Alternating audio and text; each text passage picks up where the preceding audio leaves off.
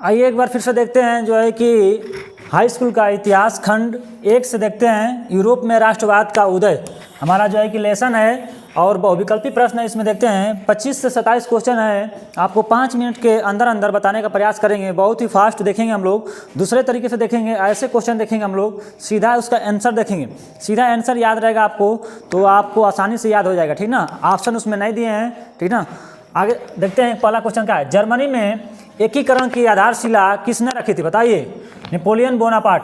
इसका आंसर क्या होगा? नेपोलियन बोनापार्ट ने जर्मनी में एकीकरण की आधारशिला रखी थी। दूसरा क्वेश्चन, फ्रांस की क्रांति का अग्रदूत किसे कहा जाता है? फ्रांस की क्रांति का अग्रदूत किसे कहा जाता है? आपके सामने आंसर ही है, आप सीधा मारिए रूसो को। रूसो एक बहुत बड़े दार्शनिक हुए, उनको बोला जाता है फ्रांस की क्रांति का अग्रदूत ही उनको माना जाता है। सामाजिक उपबंध नामक पुस्तक के लेखक कौन है? पुस्तक है हमारी सामाजिक उपबंध। सामाजिक उपबंध नामक पुस्तक के लेखक हैं रूसो ही है। कौन है? रूसो ही है। समाज के बारे में उसमें बहुत सारी चीज़ें लिखी गई हैं। देखते हैं 1789 ईस्वी में फ्रांस की क्रांति के समय किसका शासन था, बताइए।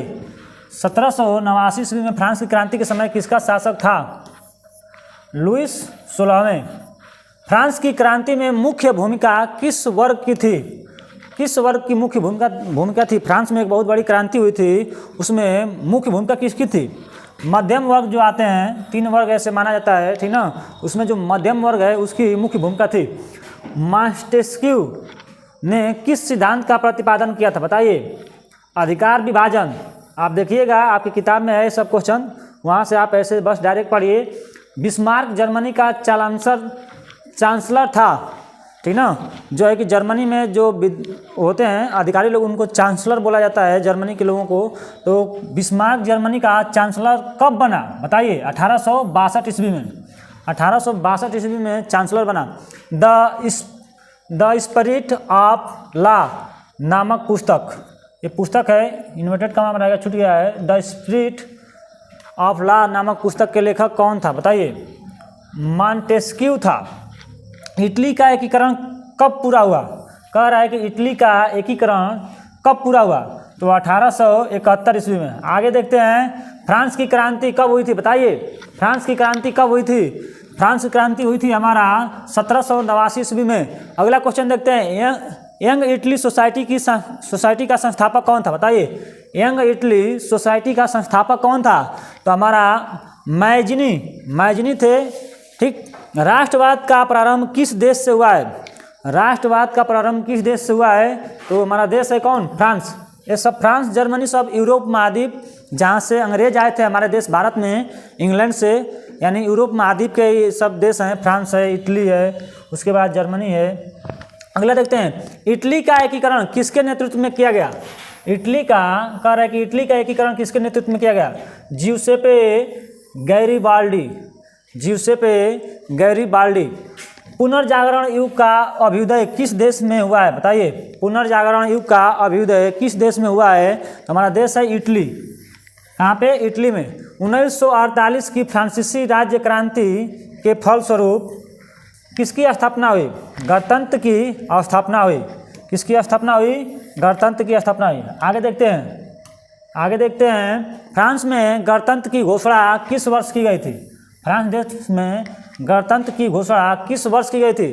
तो 1948 में।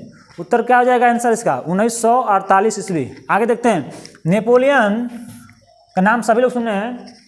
नेपोलियन बोनापार्ट बहुत होनहार शासक था, बहुत होनहार राजा था, बहुत युद्ध लड़ा था, ठीक ना। इसकी बहुत ज़बरदस्त कहानी है। नेपोलियन का संबंध किस देश से, बताइए। ये है फ्रांस। नेपोलियन कहाँ का रहने वाला था? फ्रांस। आल्प्स पर्वत को चढ़कर इसने पार किया था, बहुत टेढ़ा मेढ़ा पर्वत है। किस संधि द्वारा जर्मनी का एकीकरण पूरा हुआ था? किस संधि द्वारा जर्मनी का एकीकरण पूरा हुआ था? फ्रैंकफर्ट की संधि द्वारा। आपको विस्तार से पढ़ने की जरूरत नहीं है, ज़्यादा डीपली बताएंगे, ज़्यादा विस्तार से बताएंगे कोई मतलब नहीं है। आप घबराएंगे, पेपर नज़दीक आ गया, बस रिवाइज मारिए फटाफट जैसे हो रहा है। बताइए, रक्त और लौह नीति किसने अपनाया था? रक्त और लौह नीति बहुत फेमस है। रक्त और लौह नीति किसने अपनाया था, बताइए। उत्तर हो जाएगा बिस्मार्क ने। बिस्मार्क ने ही रक्त और लौह नीति अपनाया था। जर्मनी के एकीकरण में मुख्य भूमिका किसकी है, बताइए। जर्मनी के एकीकरण में मुख्य भूमिका किसकी है? तो जर्मनी के एकीकरण में मुख्य भूमिका बिस्मार्क की है। नेपोलियन का पराजय कब हुआ था, बताइए। नेपोलियन कब हारा था? कब? 1815 में। 1815 में एक युद्ध हुआ था, उसमें नेपोलियन को हरा दिया गया था। निम्नलिखित में से किसे 1871 में जर्मनी का प्रथम सम्राट घोषित किया गया? बताइए, किसे 1871 में जर्मनी का प्रथम सम्राट घोषित किया गया था? तो विलियम प्रथम को जर्मनी का प्रथम सम्राट घोषित किया गया था। निम्नलिखित में से कौन सा देश केंद्रीय शक्तियों में सम्मिलित था? तो ये हमारा आंसर हो जाएगा जर्मनी। आगे देखते हैं क्वेश्चन। निम्नलिखित में से यह किसका कथन है कि जब फ्रांस छींकता है तो बाकी यूरोप को सर्दी जुकाम हो जाता है?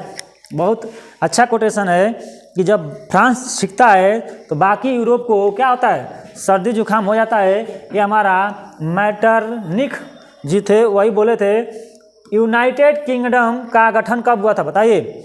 यूनाइटेड किंगडम यूरोप महाद्वीप में ही पड़ता है, जो है कि 4 देश इसमें आते हैं। तो उसका गठन कब हुआ था? 1707 ईस्वी में। 1707 ईस्वी में। आगे देखते हैं। महिलाओं की स्वतंत्रता और समानता के लिए आवाज़ उठाने वाली कौन महिला थी? बताइए। लुइजे ऑटो पीटर्स। ये सब रूस फ्रांस की बात है। 1789 में फ्रांस में किस प्रकार की शासन व्यवस्था थी? 1789 में फ्रांस में किस प्रकार की शासन व्यवस्था थी? बताइए। तो राजतंत्रात्मक, यानी राजा का ही लड़का राजा बनेगा।